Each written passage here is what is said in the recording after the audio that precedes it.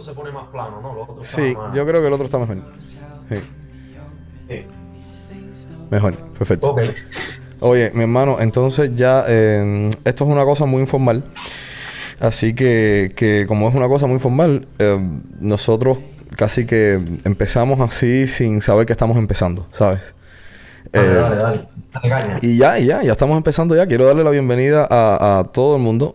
Hoy tenemos el placer tremendísimo de tener con nosotros a uno de los grandes comunicadores y artistas que ha tenido las generaciones de jóvenes cubanos, que es un tipo más que joven todavía, que ha hecho muchísimo. Si yo les voy a hacer una breve introducción, porque realmente si leo todo lo que ha hecho este señor que está aquí con nosotros, vamos a estar toda la noche. Miren, director, guionista, tú veme corrigiendo, ¿ok? Director, guionista, realizador de videoclip, escritor. Um, Ha dirigido varios cortometrajes, 3 cortometrajes, varios documentales, más de 90 videos musicales. Ha estado nominado a los Latin Grammy. Ha ganado muchísimos premios, el Haces de Crítica Periodística de New York. En fin, yo ya voy a parar porque si sigo... ha escrito un libro que me fascina, del cual vamos a hablar. Hoy tenemos con nosotros el lujo de estar conversando con Ernesto Fundora. Mi hermano, bienvenido. Oye, gracias, bro. Entonces, a mí me da mucha... Me da un poco de vergüenza todos esos títulos de nobleza, como digo yo. No, pero, brother, eso es resultado del esfuerzo, tú sabes, eso está bien, eso hay que celebrarlo, eso se celebra, Sí, se sí, celebra. a fin de cuentas es una vergüenza honorable porque refleja de que uno no ha tenido un comportamiento adormilado ni pasivo ante la vida, sino que ha venido aquí a actuar, ¿no? A actuar un personaje que uno no sabe si se lo Ujú. escribió, se lo diseñó otro o si uno lo está inventando sobre la marcha, ¿no?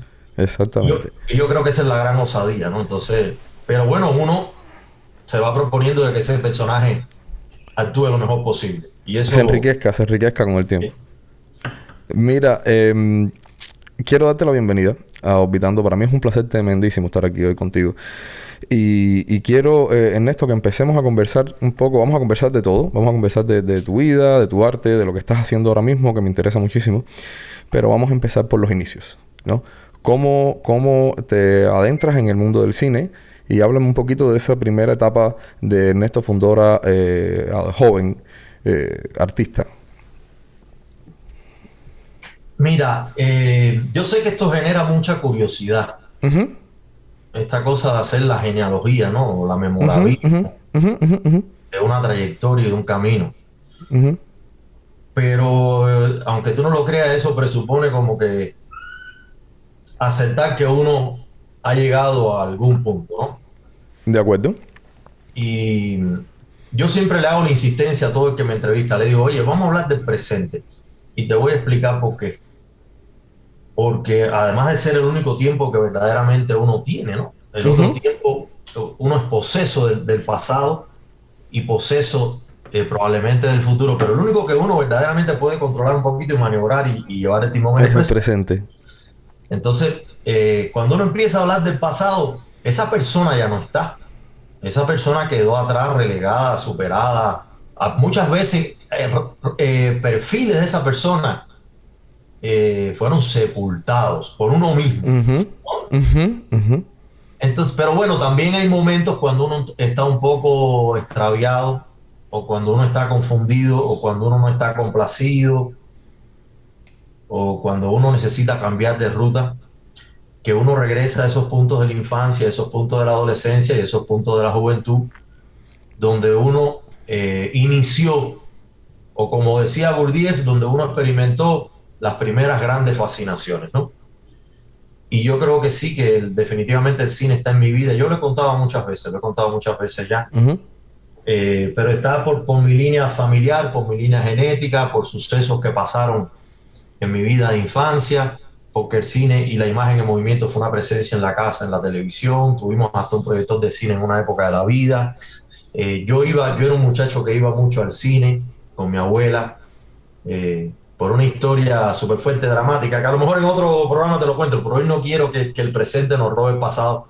Pero sí, de momento yo me vi que el cine estaba en mi vida y que yo estaba en la vida del cine y que como también estaba en la literatura, que es como un espacio Ujú. confesional que yo tenía, ¿no? De escribir. y de plasmar mis emociones, mis sentimientos, mis aprendizajes, mis errores. Y eso era como algo que uno recibe un llamado, ¿no? Uno recibe un llamado, eso es muy interesante. Como hay un momento en que algo te dice, agarra un bolígrafo, una pluma, un lápiz, un papel y escribe ahí lo que te está pasando, ¿no? Y lo que te está pasando casi siempre tú tratas de tomarlo como una lección que puedan compartir los demás. Y ahí surge la literatura, de esa confidencia, ¿no? Esa indiscreción, esa obscenidad de que lo que es privado, íntimo y hasta a veces secreto pueda llegar a ser público, ¿no? Ujú. Y uno experimenta esa superación de la vergüenza individual incluso y de sacar a veces su yo oscuro y su alter ego. Entonces, a mí siempre me gustó eso, ¿no? Me gustó esa sensación de liberación que me permitía la literatura. Y el cine también, el cine es una ventana virtual que tú construyes y cada proyecto es una nueva ventana que le pones a tu casa espiritual, ¿no? Que miras para acá y ves un proyecto y miras para acá y ves otro y aquí el otro. Todos son salidas de emergencia Ujú. al, al manicomio de la realidad. Porque esta realidad sí o sí es agobiante, es atormentante, es erosiva. ¿A ti te parece que en tu proceso de creación y en tu papel como artista y como comunicador, descansa una responsabilidad teniendo en cuenta de que tu obra va a ser vista, va a ser observada, va a ser consumida por mucha gente? ¿Crees que tienes un sentido de responsabilidad con tu arte? Sí, sí, sí, totalmente. Yo creo que incluso mientras más envejece eso se acentúa. Ujú. Y también hay una cosa ahí mistérica detrás de estos oficios, ¿no? Que dejan estas huellas de persistencia. Eh, Son una burla contra el reloj, contra lo limítrofe de la existencia humana en esta dimensión que es tan corta. Y son de alguna manera un coqueteo con una posteridad, con una eh, atemporalidad, con una Ujú. cierta inmortalidad, con una eternidad. O sea, un mordisco, una mordida que uno le da a cierto trozo de eternidad, digamos, que es la literatura y el cine. Ujú. Y uno siente una complacencia porque uno está cambiando el marco, está ensanchando la cerca, el muro del manicomio, ¿no? Esa gracia tiene, entonces, eh, esa ubicuidad en el tiempo, ese poderte mover en el tiempo, un tiempo imaginario, un tiempo psicológico, un kairos, que es el tiempo de los dioses, un Ujú. tiempo cronológico, que es el de reloj, un Ujú. tiempo productivo, el tiempo de los sueños, que todas estas profesiones ayudan tremendamente a desarrollar, brother. O Por sea, supuesto, sí. entonces es un acto de magia prácticamente en el que uno entra en una especie de psicosis maravillosa, ¿no? El proceso creativo, a ver, ¿te parece que tiene una etapa de conciencia y otra de inspiración? ¿Te parece que van de la mano? ¿Tiene un orden lógico? O sea, primero te inspira primero te inspiras y das tú sabes, riendas sueltas. O sea, cero trabas a lo que estás creando o no. O cuando estás creando, y lo puedo poner un poquitico más específico, ¿no? Por ejemplo, si estás escribiendo un guión, tú escribes el guión en función a la producción que vas a tener, o tú escribes el guión como tú sientes que debe ser esa producción, que la tengas o no. O sea, ¿te limitas en el proceso creativo o no? Sí, sí, están los dos caminos. Están los ¿O dos sí? caminos. Sí, sí, hay un camino que es el industrial, Ujú. que es el que uno hace prácticamente por la remuneración económica, que es lo que te da un basamento económico de vida, ¿no? Ujú. Ahí ejerces un oficio, eres un profesional, una persona que da un servicio a domicilio, una obra por encargo muchas veces, que termina siendo una negociación entre el cliente y tu mundo. Tú le pones a ese Claro. mundo del cliente, tú le pones alguna atuendos de tu mundo, ¿no? Y a veces hasta le haces un trasplante de corazón, si puede, Yo intento, Sí, todo sí, el tiempo. sí.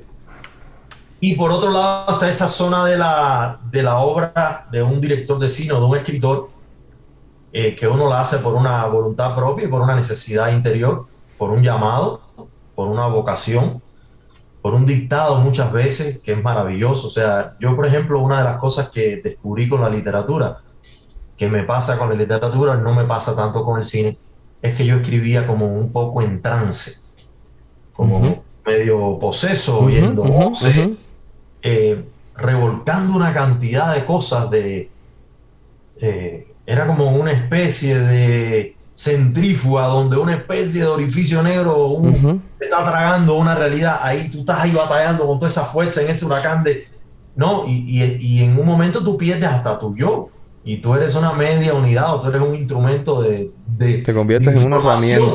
en una herramienta, casi que eres un medium y está pasando la Sí, información hacia... exacto, eres una Sí, sí, sí, antena, sí. tú Eres una antena, captando exacto. señales Exactamente. y Exactamente. signos del universo y de Exactamente. la existencia, y tú lo plasmas y lo único que pasa es que eso es claro, de ser una simple percepción, sensación, sinapsis, termina siendo una fuerza punzante en la mano a la hora de escribir o de teclear. Yo Ujú. escribo poco directo al teclado, ¿eh? Yo escribo todavía, Escribes a mano, escribes a mano. manuscribo mucho. Oh, wow. Lo primero, me gusta ese rito antiguo. Tengo una caligrafía. A mí Mira, siempre me gusta mira. hacer Estas son las preguntas de hoy, mire. Qué Lo estoy bueno, qué enseñando bueno. aquí a manuscrito igual en la Sí, libreta. es interesante no perder esa grafía, ¿no?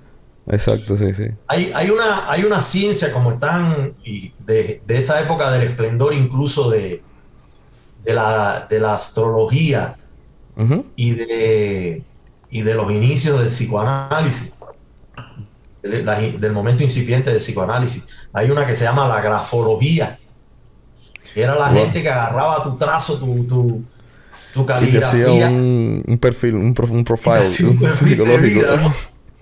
Compadre, y para que tú veas que esa gente también se equivoca, ¿no? Cuentan que la madre de León Tolstoy Ajá, llevó al niño León a una grafóloga a ver ajá. qué le decía. Y cuando Tolstoy escribió, la grafóloga vio un nivel de locura en aquella escrituración que le dijo a la madre: usted ahí lo que tiene es un loco, ese niño va a ser un desastre, probablemente hasta un asesino.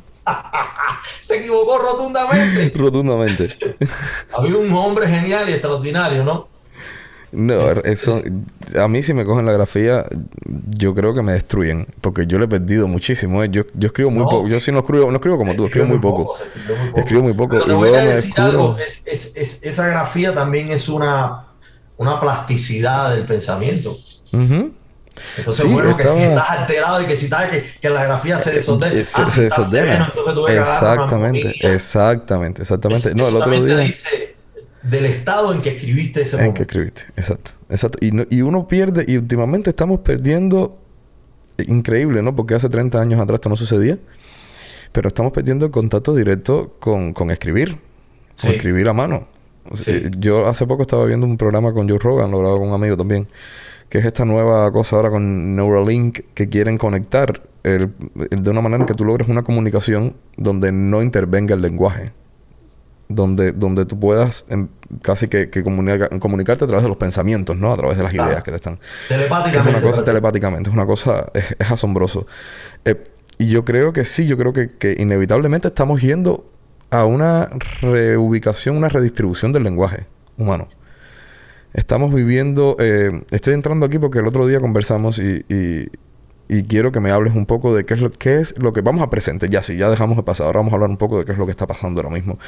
Y cuál es la visión de Ernesto Fundora. ¿Qué crees de estos nuevos medios de comunicación? Yo sé que tú eres una persona muy enterada porque eres profesor y los profesores tienen que estar enterados. Si eres un buen profesor, tienes esta comunicación, ¿no? O este nivel de complicidad con el estudiantado.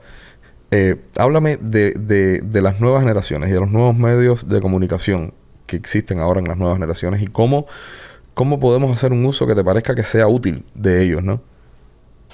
Sí, mira, en principio yo siempre me hago esta pregunta. ¿Es que estamos yendo hacia ese modelo que tú me estás comentando, ¿no? De un hombre que pueda lograr prescindir hasta del lenguaje Ujú. hablado. Mi pregunta ¿es que estamos yendo o es que alguien o alguienes nos están llevando hacia ese punto? Ujú. Yo creo que es ahí donde debe residir la gran pregunta, ¿no? Si es por voluntad propia de una especie, de una comunidad, de un tipo de modelo psicológico, que es la humanidad, y por el propio desarrollo y por el propio devenir de los hechos y porque necesitamos ese salto, será bienvenido. Si es por el capricho de inteligencias que están por encima de nosotros o de élites que detentan un poco las palancas y los ecualizadores de nuestra ruta y de nuestro destino, ahí me asusto. Claro. Porque bueno, está sometido a un proyecto de reprogramación que Ujú, va encaminado a fines que desconocemos muchas veces. ujú. Entonces, muchos de nuestros modelos de conducta y de comportamiento creemos que son soberanamente propios, que son de nuestra autoría, que obedecen a una genealogía. Y no son más que resultado del comportamiento propio A veces y de son las producto costumbres. de la casualidad, a veces son Ujú. producto de un programa que está predeterminado en nosotros, sabe Dios, por fuerzas No, desconocidas.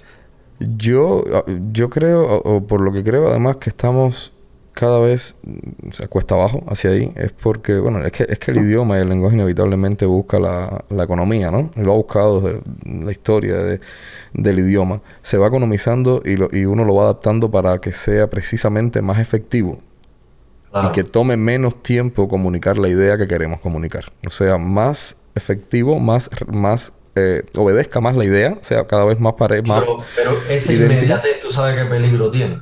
Claro, ese es el problema, que ahora se está acelerando. Esto es un Esa. salto artificial. Hasta ahora ha sido un salto natural. Hasta ahora ha sido una evolución del lenguaje con alteraciones. Por supuesto, la prensa, la Claro. educación, ha existido alteraciones naturales. Pero ahora es un salto artificial. Esta nueva intención de comunicación. De alguna manera, el pensamiento cuando es profundo, cuando es penetrante, Ujú, cuando no es ruinoso, quiero decir, cuando no ujú, es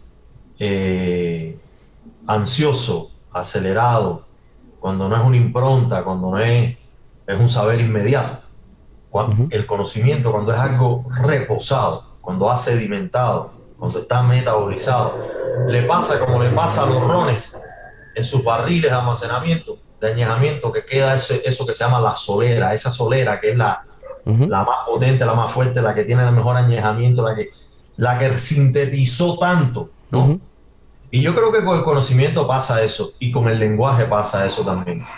Entonces, cuando hay la intención de que el lenguaje se circunscriba a lo preciso, a lo único, a lo inmediato, a lo rápido, a lo práctico, entonces estás excluyendo una cantidad de gamas de lo no Exactamente. Sí, inmediato, que es lo mediato, exactamente. de lo que necesita pausas, de lo que necesita sosiego, de lo que Y necesita reposo. qué belleza. Entonces estás quitando la belleza del idioma. Está haciendo una Exacto. cosa muy, Las muy, pausas, le estás quitando muy las pausas mecánica. a la lengua, los Ujú, puntos y seguidos, los ujú. puntos y aparte, los cambios de párrafo, los capítulos a un libro que es la vida. Entonces, a mí me preocupa eso que quieren exterminar el lenguaje, porque con el lenguaje se exterminan millones de cosas esenciales a la humanidad, entre ellas un modelo racional de pensamiento que tenemos, A ¿no? mí, a mí, me asusta que sea real.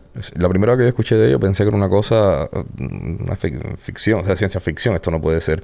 Y cuando empecé a investigar un poco me di cuenta que no, que es una cosa perfecta, que se está trabajando en ello. O sea, Eso es está un de loco, proyecto. brother. Eso está de loco Eso es porque imagínate increíble. que tú no le puedas, que tú no necesites. Imagínate que esta humanidad no necesite decirle a otra persona, mirándolo a los ojos, te amo. O sea, cuando tú le dices a una persona, te amo, yo estoy enamorado de ti, oye, la fuerza que usted le mete a esa frase, lo que hay detrás, lo que empuja esa frase, en Claro. energía, en Ujú. resonadores, en mil cosas. No creo que eso se pueda producir con la telepatía. Creo que la telepatía va a producir otras sensaciones, otros sentimientos, otro mundo, otro universo orgásmico que no se parece a este de la palabra.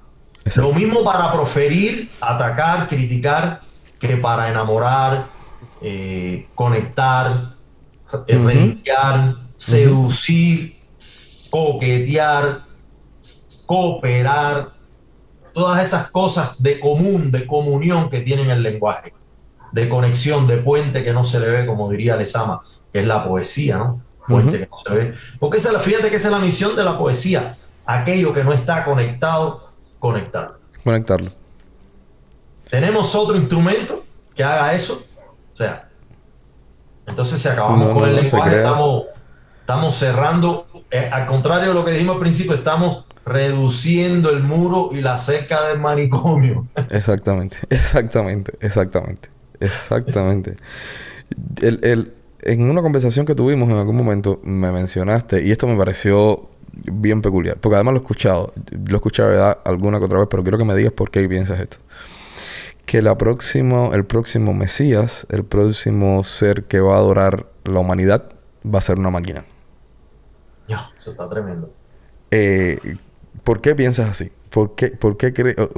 Si crees que va a ser así, ¿por qué lo crees? No, ahí definitivamente declarado un proyecto transhumano, que es un proyecto basado en subestimación, desconfianza, poca fe en nuestro mejoramiento y progreso, desecho de nuestras zonas de imperfección, un proyecto transhumano que es llevarnos a ser prácticamente una mitad humano, una mitad biomecánico o cibernético, y después a dialogar con entidades puramente cibernéticas, que incluso a lo mejor sean regidos por computadoras que no van a ser digitales, sino que van a ser cuánticas, y que van a procesar un caudal de información inusitado para nuestra conciencia a una velocidad inusitada. Exactamente.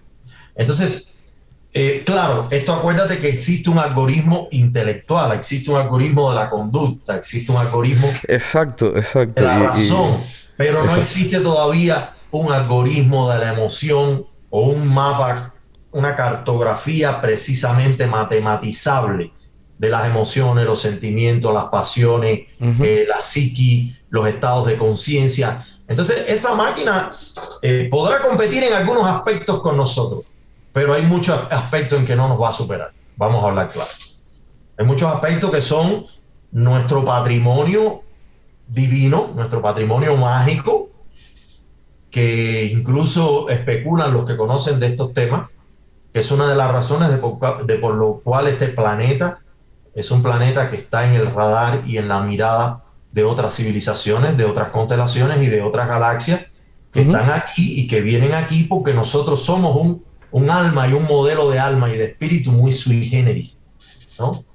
Somos gente que sentimos, somos gente que tenemos fragilidad, que tenemos grandeza y heroísmo,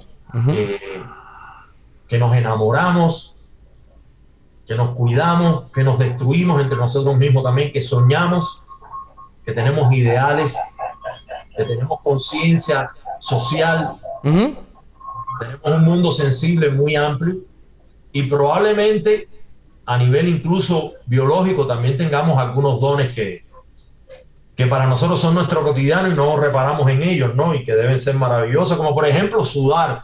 Yo me imagino que debe haber muchas civilizaciones que nos sudan, entonces nos ven a nosotros sudar y dicen, coño, qué maravilla, esa gente tiene esa transpiración, ese brillo, ese baño de líquido, ese exorcismo a través de... Sí, realmente si lo miras desde una perspectiva extraterrestre es peculiar. Es peculiar el sudor. Claro. Es verdad. Bueno, es así que tú sabes que yo recuerdo un cuento que me hacía Lichi Diego. Son de esas cosas de los cuentos que uno ha oído, ¿no? Yo no sé, yo creo que esto no lo he contado nunca. A veces me da un poco de vergüenza, pero como es una anécdota, no es una anécdota propia. Claro. Pero bueno. Pero aquí estamos en confianza. Esto aquí es... Como Lichi ya no está en este plano para contarla, yo sé que va a estar feliz de que yo la cuente, ¿no? Y dice que su mamá le decía que uno de los signos del maligno, que uno de los signos del demonio, que uno de los signos del diablo, era que no sudaba. Fíjate tú qué cosa más loca, ¿no? Sabe Dios, la mamá de Lichi, que es la esposa de Eliseo Diego, la hermana de Fina García Marrú, Bella García Marrú, sabe Dios en qué estaba pensando, de sus lecturas, de su cultura religiosa incluso, que la llegó a confesar eso, ¿no? Pero después dice Lichi que para rematar más todavía la declaración, le dice que eso a mí siempre me ha llamado la atención, mijo. de Fidel Castro, porque Fidel Castro a veces está en un discurso bajo el sol 7 horas y no suda. Y eso es un signo del maligno. Lo mató. Es que ya, conclusión. Fisiológicamente lo descuartizó. Esa generación y esa familia son tremendas. ¿En qué momento? Déjame hacerte una pregunta. Esto ya esto es aquí entre nosotros y cada vez que pregunto esto, no sé, hay gente que no lo toma, hay gente que se queda como, ¿sabes? Cuando digo, no en entrevistas, sino en conversaciones con amigos. Así que la voy a hacer atreviéndome porque te considero mi amigo. Es una pregunta que nada más que le haría a mis amigos. Entonces, es otra cosa. Muchas gracias, muchas gracias. Sí. ¿Crees que cuánto afectó el fenómeno de la emigración en ti para empezar a ver cosas de Cuba que no veías antes? Sí, coño, tenemos una pregunta compleja. Uh-huh. Sí, todo. O sea, eso fue una conmoción total. Eso llegó hasta lo más profundo de mi ser y de lo más profundo de mis células y mis moléculas. Y a todos los planos de mi conciencia, de mi subconsciencia y de mi ego, de mi subjetividad, de todo. Por supuesto, tremendamente traumático. Una cosa extraña, ¿no? Porque uno sale huyendo de un sitio donde uno ha sido también lastimado y llega a un nuevo sitio donde no está siendo lastimado de esa manera. Uh-huh. Y sí, agradeces la novedad y sabes que estás entrando en otro anillo, en otro círculo, en otra pléyade, Uh-huh. que te va a costar trabajo sincronizarte, que te va a costar trabajo la adaptabilidad. Que tú no fuiste educado para ese mundo, justo que tú fuiste educado para contrincar con ese mundo. A ti te educaron, te adoctrinaron desde niño Uh-huh. para negar el mundo del capitalismo, para negar el mundo de la democracia, para negar el mundo neoliberal, para negar el mundo de la superproducción, para negar el mundo de la plusvalía, para negar el mundo de una pluralidad desigual, heterodoxa, variopinta, que dinamiza las fuerzas y los ejes de poder de una manera muy rara, donde sí existe una gran desigualdad humana y una gran desigualdad social, y a ti te han hecho creer que tú puedes construir la igualdad. Mira el clase de laberinto en que estos tipos nos meten a nosotros.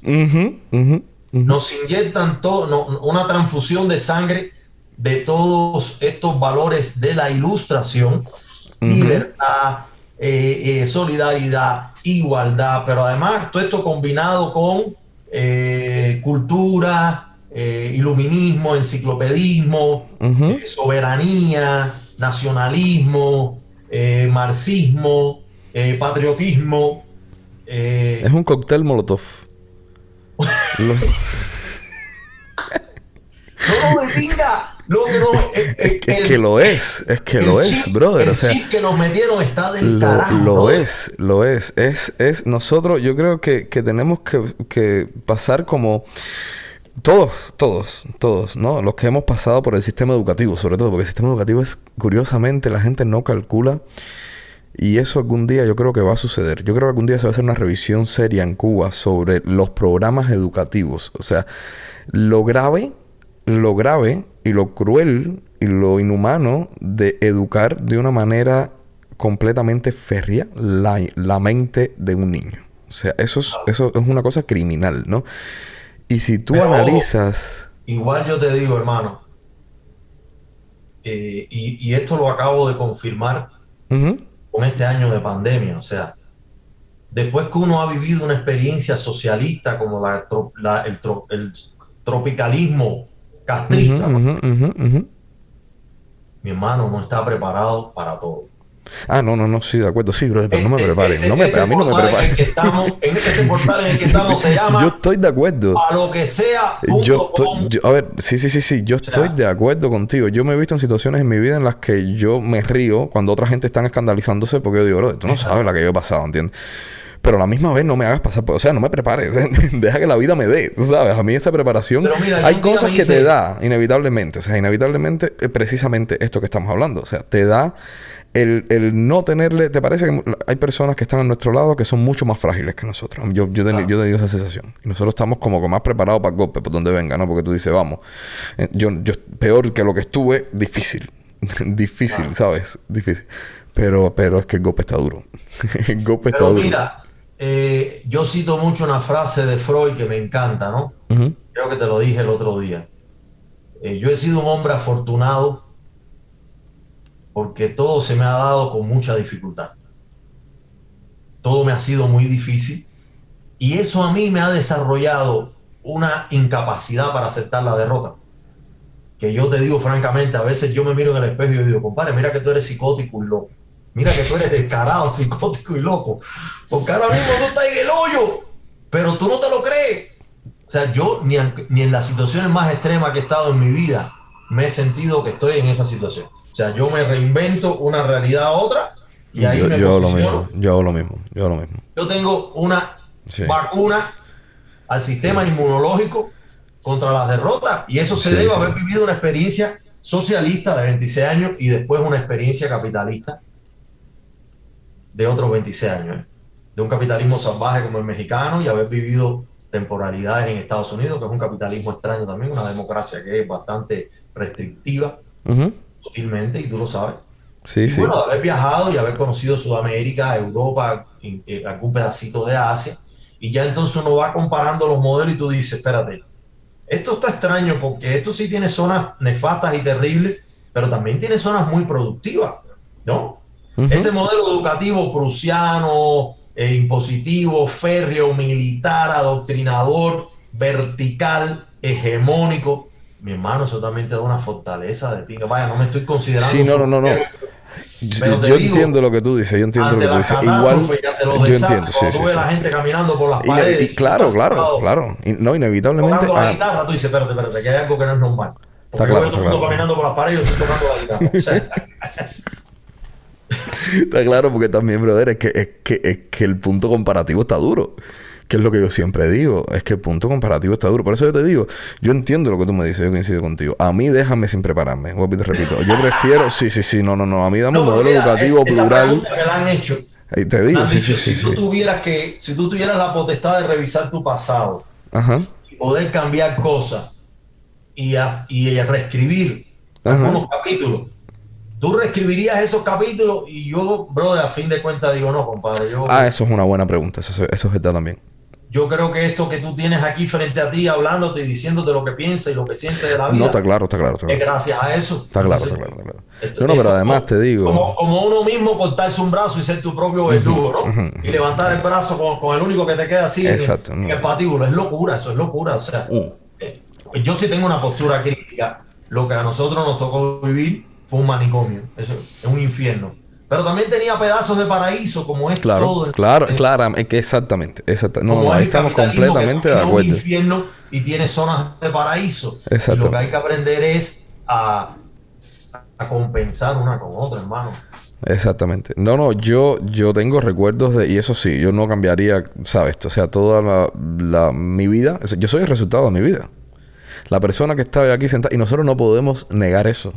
Inevitablemente somos el resultado de nuestra vida y somos una acumulación de sucesos, una acumulación de experiencias, una acumulación de afectos, de odios, de realidades, de golpes que nos han dado y nosotros somos ese resultado.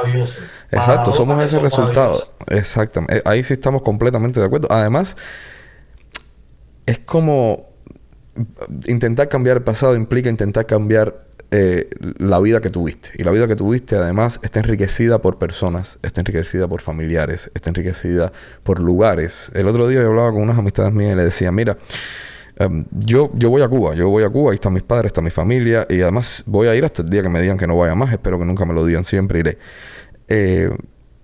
Pero cuando voy últimamente no siento melancolía, y te estoy diciendo esto porque quiero preguntarte algo, no siento melancolía por los lugares, por ejemplo, como me pasaba al inicio, ¿no? Ha sido como un proceso. Al inicio, cuando iba, cada vez todo me era más familiar. Después me fue menos familiar. Después me daba melancolía no verlo, ya menos. Y la última vez, poniendo a un lado siempre ver a la familia y los amigos, que es la razón, es el eje, ¿no? Sentí melancolía con los olores.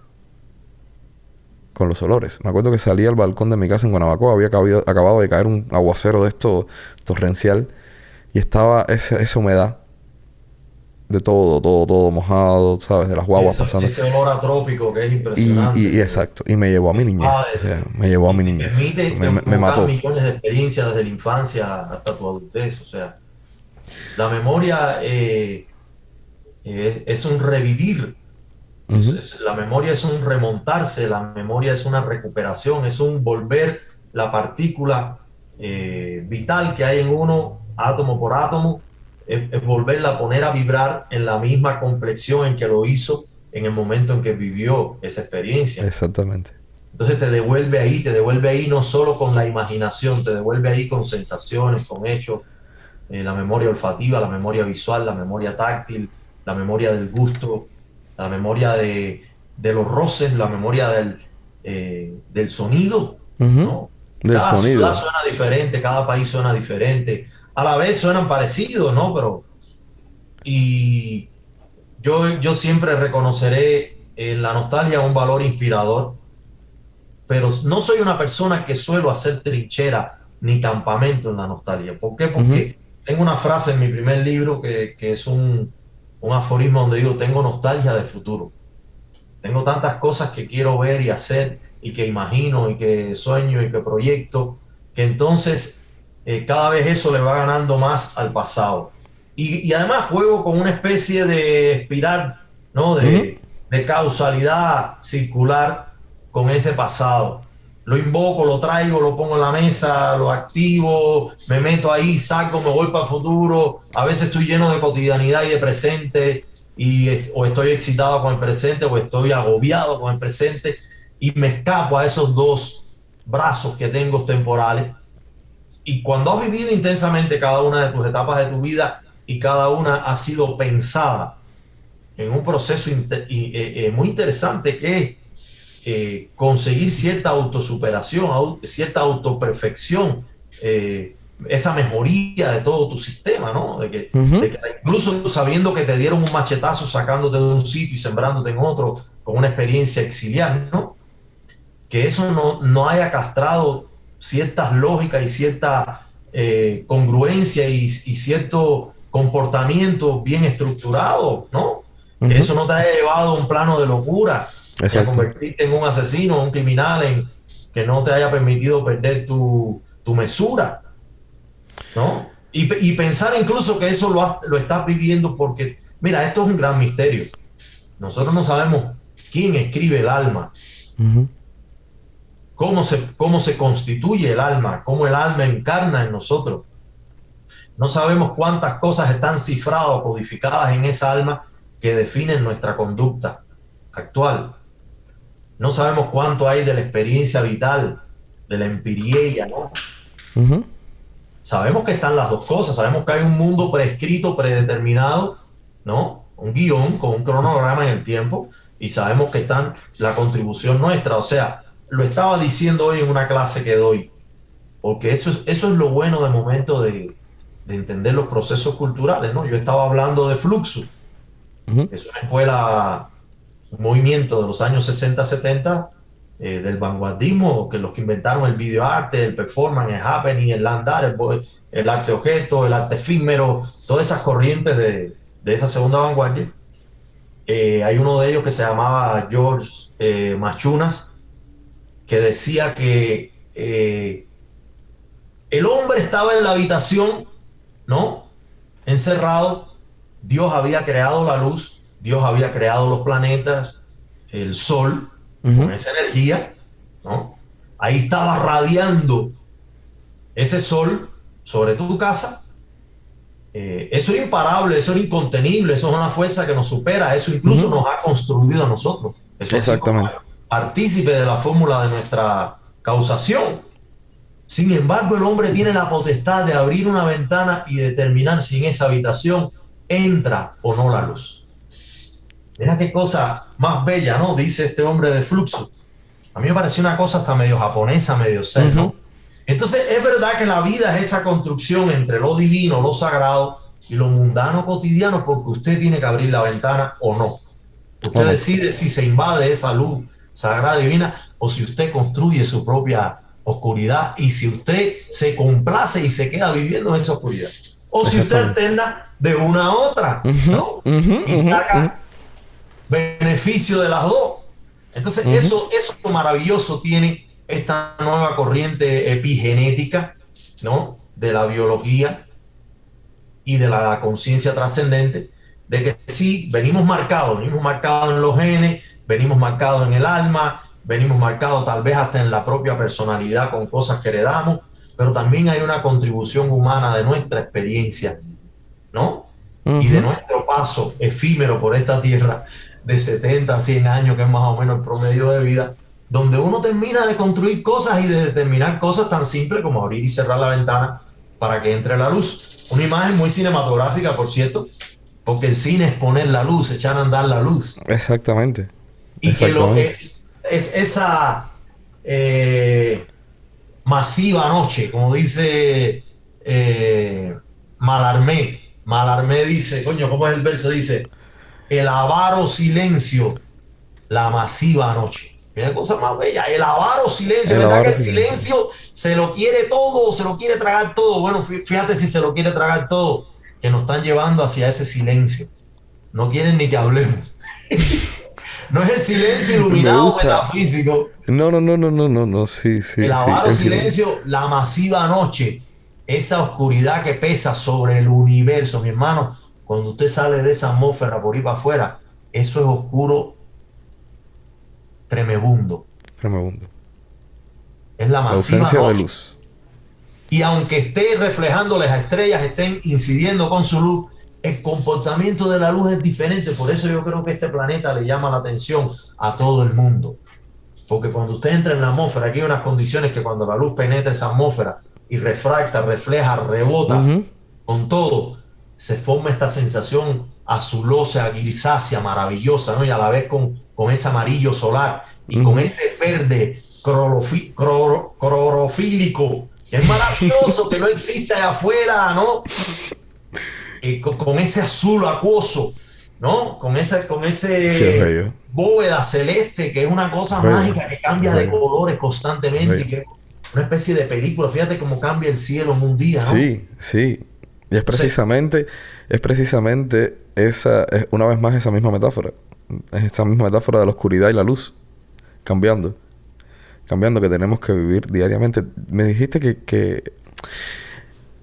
Me dijiste que en definitiva el ser está aquí en su en su época, en su tiempo, de 70, 100 años, lo que sea, de su esperanza de vida, para también crear algo, ¿no? ¿Qué quiere crear en esta fundora? bueno, fíjate, el verbo es muy oportuno, Ujú, porque sí, hay voluntad y hay deseo y hay propósito, ¿no? Que detrás de la voluntad, el deseo y el propósito también hay ansia, hay ujú, ujú, desesperación, ujú, hay ujú, ansiedad, ¿no? Hay ujú, capricho, hay ujú, locura, ¿no? ujú. Y siempre hay que preguntarse, ¿y por qué tengo el deseo, la necesidad, el capricho, la ansiedad de querer dejar una representación? ¿No? ¿Qué pregunta esa para un creador, no? Ujú. ¿Por qué me toca escribir un cuento? ¿Por qué me toca hacer un film, una película, un video, un comercial, un videoarte, un corto, un documental? ¿Por qué? ¿Por qué hoy un cuento y mañana un poema y pasado una novela y después un ensayo? Exactamente. ¿Por qué abandonar, caminar la vida para sentarme a escribir, a dejar esto en un mundo de gráfica, ¿no? De símbolos y de códigos que probablemente los hombres del futuro ni les interese desentrañar? Porque nosotros mismos no hemos desentrañado todavía el alfabeto de los etruscos, Ujú. una de las grandes civilizaciones que estaba ahí al norte de Italia y Suiza, en esa zona. No lo hemos entendido. Así va a pasar con nuestro idioma de aquí a 20 siglos, que van a decir, bueno, ¿y estos locos de qué estaban ¿Qué está? hablando? ¿En qué película estaban estos ¿En dementes? qué Porque drama además estamos metidos? nuestros descendientes probablemente vayan a estar en Saturno, en una luna de Saturno, en Marte, Ujú, viviendo ujú, debajo de ujú. la Tierra, en mundos artificiales, mientras tú tienes este mundo natural que esto es bendecido, compadre, esto es bendecido. Mirar un árbol es una bendición y cómo Sí, el sí propio lo es. desarrollo, el propio sentido de la construcción de la sociedad te va educando a la inconformidad con eso que es tan suficiente, que es la naturaleza. y entonces te va creando ansiedades por otras cosas. A mí me cuesta trabajo distinguir cuánto hay de voluntad y de conciencia y cuánto hay de accidentalidad e inconsciencia en esa determinación. Porque bien como decía Montesquieu, y todos los problemas del hombre empezaban cuando el hombre abandonaba su tranquilidad en una habitación y emprendía a salir a la vida y a la calle, a crear problemas y a determinar cosas. Si usted se quedara tranquilo en su cuarto, el mundo sería... Sería mejor. Claro. Sería mejor. Pero bueno, algo te empuja, algo nos empuja. O muchas razones nos empujan, un cuerpo de razones. Y ahí es donde uno determina. ¿Tú crees que precisamente lo que está sucediendo últimamente es la ruptura de ese espacio de entender la belleza de un árbol, de tocar un árbol, de caminar, de conectar con la natura, de experimentar lo que nos está rodeando, lo que nos alimenta, en lo que estamos en nuestro medio, nuestro hábitat? Claro. Y entregarnos al mundo de los teléfonos, de las computadoras, de los televisores. ¿Crees que esa tendencia también lleva a la imposibilidad del diálogo? A que cada vez sea más difícil entendernos, a que sea... ¿O te parece que no? ¿Te parece que precisamente el uso del internet, de los medios de comunicación, de estar frente a pantallas con teléfonos todo el tiempo, facilita la comunicación? Sí, yo creo que ambas cosas. Mira, todo tiene un yin-yang, todo tiene una bipolaridad energética incluso, ¿no? En el universo no existe un cuerpo absolutamente autónomo, dotado de una única energía. Si todo está en una correlación, si es positivo, está en una correlación con energías negativas y viceversa. Esto podemos hacer la metáfora del bien y el mal. El bien y el mal vienen en el mismo paquete, son las dos caras de una moneda y de una carta, que es la vida, ¿no? Entonces yo creo que la comunicación de la tecnósfera y de la gran revolución tecnológica y cibernética trae mucho beneficio y mucho perjuicio. Y depende de cómo cada quien usa esto y cómo cada quien se relaciona con esto y cómo cada quien se concientiza con esto, se responsabiliza.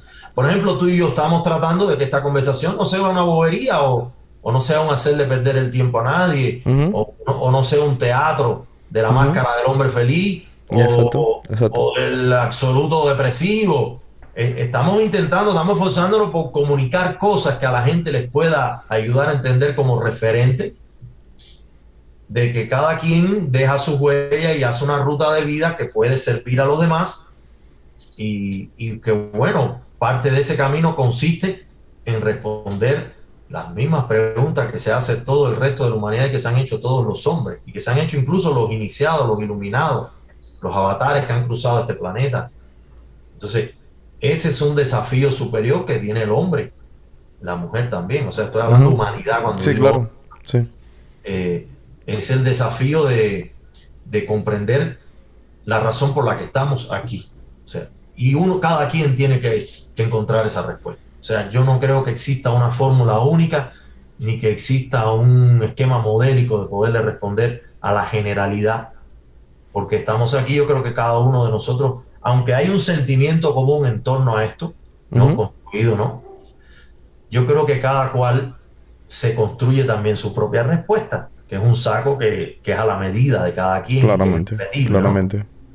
Sabemos por consenso, ¿no? Que no estamos aquí para matarnos, ¿no? Eso lo sabemos, eso lo aprendemos, eso nos lo transmitimos a través de la cultura, del arte, de la convivencia, de la sociabilidad. Eso, como hay experiencias anteriores de exterminio, esta misma humanidad dicen que es la cuarta humanidad ya que ha poblado este planeta. O sea que hay otras humanidades, la Lemuria, la Lemuriana, los Atlántidas, esa gente desaparecieron y no sabemos, no tenemos ni rastro de lo que fueron. Entonces, solo mitos, leyendas, relatos. Entonces, tenemos que entender de que existe ese peligro, el peligro de exterminarnos, de aniquilarnos el uno al otro. Entonces, eso es una construcción voluntariosa de una colectividad. Eso es interesantísimo. Esos son los grandes ideales que nos mantienen en pie y por eso es importante que en esta conversación los tratemos, ¿no?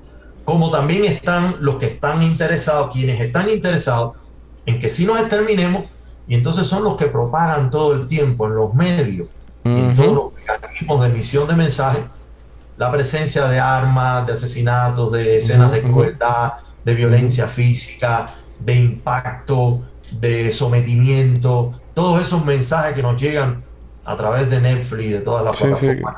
El mainstream parece que está muy bien programado para que genere un beneficio a una élite que sí está muy sincronizada con eso y que necesita de esa angustia, evidentemente. Necesita para su crecimiento de nuestra angustia. Entonces, una forma de bajarse de ese samsara, que es una de las tantas ruedas, porque estamos montados en un juego de ruedas, ¿no? Que giran en todas direcciones y hay distintos niveles de ruedas, de ese samsara kármico, ¿no?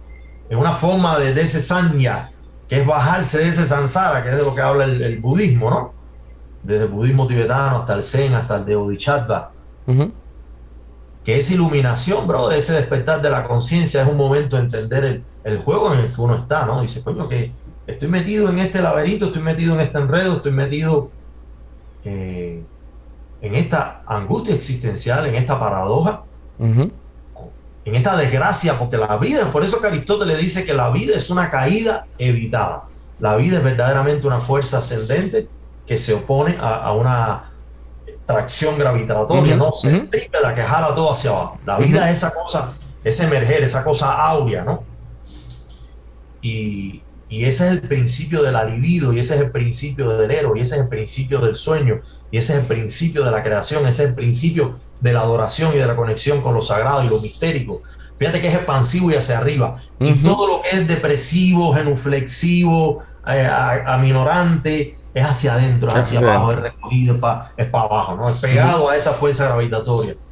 Entonces, bueno, la iluminación es eso, es entender esa desgracia y ese infortunio y esa desaventura que es la vida y poder construir en esa secuencia, ¿no? Cinematográfica de eventos, abrir espacios como si fuera una edición, porque la vida es una edición de corte donde uno abre espacio y dice, aquí voy a meter yo mi secuencia.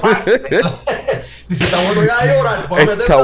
Está bueno ya, ¿entiendes? Ahora pongo yo, ahora edito yo. Esa es la salvación, brother. Esa es la salvación. Y entonces, están los muy tocados, los muy compungidos por las fuerzas superiores, que si se logran bajar de la rueda y se sientan al lado del camino y dicen, al lado del camino, de locura que está todo el mundo, toda la humanidad. Sí. Que normalmente muchas veces lo ven como locos. Normalmente son los que lucen como locos, que es lo más simpático de todo. Hay mucha gente que yo he conocido que me he sentado, conversado y la primera intención es una persona tan distinta que me cuesta asimilar lo que ve. Y cuando me siento y converso y me explica, ¿no? Pues yo creo que tenemos que escuchar. Yo creo que nosotros nos debemos escuchar. Nos debemos escuchar más. Nos debemos entender que la realidad no existe, no es una. O sea, la realidad es la realidad de cada quien. Cada quien tiene un sistema de morales distinto. Cada quien tiene un diario distinto, una familia distinta, un camino distinto que lo llevó a ser una persona distinta. Y entonces estamos últimamente intentando enjuiciar a todo el mundo a través de un sistema moral que es el nuestro. Y yo creo que hay que escuchar un poco más. Y me estás hablando de algo que quiero... Bueno, no vamos a entrar en Cuba. Te quiero preguntar algo de Cuba. Pero antes de entrar en Cuba, quiero hablar acerca de esto que está aquí. Que tengo en mi mano ahora mismo. Para quien nos está escuchando a través de radio, hablo del libro de Fundora, de Ernesto, que se titula La acrobacia del salmón. Cuando yo hablé con Ernesto para entrevistarlo, que empecé a investigar sobre todo lo que estaba haciendo, me encontré con La acrobacia del salmón. Me acuerdo que la pedí, me llegó y empecé a leerla. Y mi plan era como diario, o sea, tenía unos días antes de entrevistarte, leerlo diariamente, ¿no? Dije, bueno, voy a leerme, ¿sabes? 5 o 7 poemas diarios y así, pues todos los días los cojo frescos y los siento frescos, porque muchas veces me pasa con la poesía que no me gusta leer el libro como si estuviera leyendo narrativa. Me gusta ir y refrescar. Pero contigo no pude. O sea, me senté la primera noche. Te tragaste el libro. No. Es que te voy a decir algo. Yo te escribí algo que tengo aquí. Que... Léelo. Que sí, lo voy a leer. Porque, ¿qué pasa? Brother, cuando hablamos por primera vez después de haber leído el libro, te lo dije por arribita, y así voy a empezar, ¿no? Me recordaste mucho a una frase de Locke que a mí me encanta de la poesía, que dice que la poesía no quiere adeptos, quiere amantes. Y lo que me pasó a mí con la acrobacia de Salmón fue precisamente eso. Fue que no me sentí atado a leerla, me sentí deseando leerlo cuando empecé a leerlo. Me sentí con deseos de leerlo completo. Entonces te escribí este parrafito que te voy a leer brevemente. Te pido disculpas porque, ¿sabes? Es como una chico, cosa... pero al contrario, Vaya, no sé, me salió del corazón y esto es lo que va, ¿no? Esto que estás haciendo con un autor es su máxima felicidad y alegría. Que alguien resuene con lo que tú escribiste es lo mejor que pueden premiarte como escritor. Pues para mí ha sido un premio, te lo digo honestamente, ha sido un premio que habérmelo encontrado. Y déjame leerte, dice: en tu libro La acrobacia de Salmón, me he visto sentado en medio de una sala de espejos, reconociéndome en cada pared y pasillo. He visto a mi hija nacer y soñar con que le sobe la panza al bullicio insaciable de la historia. Es un libro que invita a cuestionar mediante la belleza, que sitúa una inmensa plancha de cristal sobre el más hermoso océano y desde la pureza de la palabra nos muestra la profundidad del pensamiento humano. Es un libro serio, es un libro cubano, es un libro sentido. Una obra que muestra la razón en función del pensamiento más afilado y astuto, que se pregunta por lo que íbamos a perpetuar, y detrás de una ráfaga de luz aparecen los ojos de Iana. Hay pocos libros que me impriman la satisfacción de haber crecido durante su lectura. La acrobacia del Salmón acaba de entrar en esa selecta lista. Muchas gracias, mi hermano. Muchas gracias. Gracias a ti. Por tu arte y por tu poesía. Y desde aquí ya se lo digo a todos los oyentes de Orbitando, ¿no? Que tienen que buscar La acrobacia de Salmón. Es un libro precioso. Es un libro muy bello. Es un libro necesario. Es un libro necesario. Gracias, hermano. Gracias. Háblame de esto. Háblame de La acrobacia de Salmón. ¿Qué ha significado para ti el proceso del libro, de creación del libro, ya que salió, ahora que la gente, sabes, lo está leyendo? ¿Qué ha sido todo? ¿Cómo ha sido todo el proceso? Una de las cosas que a mí me reconforta es que yo he logrado establecer, yo no he logrado, o sea, en mí se ha dado de una manera aleatoria o intencional, no sé, un balance entre que quiero escribir y entre que algo me dice, escribe y me susurra. Uh-huh. Eso es maravilloso, brother. O sea, ahora mismo yo tengo más de 6 meses que no escribo un poema. Uh-huh. Probablemente escribiendo un libro de ensayo que hice el año pasado, de momento sí descubro párrafos que son poesía, ¿no? Son prosa poética, y de momento tengo una oración que es un verso maravilloso que yo, después que terminé el libro, dije, tal vez deba agarrar este libro, las frases más importantes, y juntarle a hacer un poemario que sea un soliloquio así desquiciado, ¿no? Pero bueno, siempre escribo convocado, siempre escribo en una especie de trance de inspiración. Y mira, no suelo escribir en estados de angustia, no me gusta escribir en estados de angustia, al contrario, en los estados de angustia me concentro en la angustia, en cómo resolver eso. ¿Oh, sí? Escribo en momentos de mucha moderación y de mucha reunión. Tú sabes que la palabra yoga significa reunión, ¿no? Uh-huh. Cuando yo empecé a practicar yoga, que fue por una historia lindísima que involucra a una cantante cubana que a lo mejor ni ella sabe. Cuéntame la historia, ¿cómo es? ¿Por qué fue? Yo estaba llegando a Nueva York en noviembre. Ahora no recuerdo si era noviembre del 2001 o noviembre del 2002. Había un frío del carajo. Uh-huh. Yo creo que sí era del 2001, ¿no? Estaba muy cerca lo de las torres. Recuerdo que estaba muy cerca lo de las torres. Y y me fue a buscar al aeropuerto. Yo iba a hacer un material con un grupo de cubanos neoyorquinos, donde estaba un grupo tremendo, tremendo. Ahí se llamaba Yerbabuena, y fui a hacerle un documental a ellos allá, Ajá. donde estaba Xiomara Laugar, que es Sí, la Xiomara. coprotagonista de este cuento que te voy a hacer. Ujú. Estaba el chino Dre Lion, estaba Pedrito Martínez, estaba Daphne Prieto, estaba Ron Tremendo Howard, el piquete. saxofonista, estaba Andrés Levin, que era el director, estaba December Bueno, que era uno de los compositores y cantantes, estaba Cucú Diamante, estaba Xiomara Laugar. Ujú. En fin, era un piquete de eso fuera de liga, fuera de liga. Horacio el Negro también cooperó con este proyecto. Y va Xiomara a recogerme al aeropuerto y me dice, Fundora, lo único que ahora mismo yo no te puedo llevar para el hotel porque yo tengo que irme para una clase de yoga de vapor. Ah, cómo me gusta Xiomara. A mí me encanta ella. No me digas. Es espectacular. Y yo nunca en mi vida había hecho una clase de yoga, ¿eh? Ajá. Yo había meditado, había hecho algunos asanas, pero así tomar una clase de la A a la Z completa, Nunca. no lo había hecho. Había ejercitado con parejas, novias, amigos, viendo cosas en la tele, ese tipo de cosas, pero... Y yo le dije, bueno, está bien, yo me voy contigo. Le dije, yo lo que pasa es que como nunca le he tomado, me voy a sentir un poco ridículo. Me dijo, chico, no seas cheo, Vamos. vamos, dejamos el carro abajo con la maleta en la cajuela. Lo único que sácate de ahí una toalla y ponte tu mejor calzoncillo porque en la clase te vas a empezar a quitar todo y la gente se queda semidesnuda y me dice, Escucha para aquello. tú te vas a volver loco porque ahí hay unas mujeres bellísimas que se quedan desnudas. Y ahí para mí eso fue ya suficiente, bro. Y dije, no, vamos ahora mismo para la clase. Vamos para la clase de esa ya.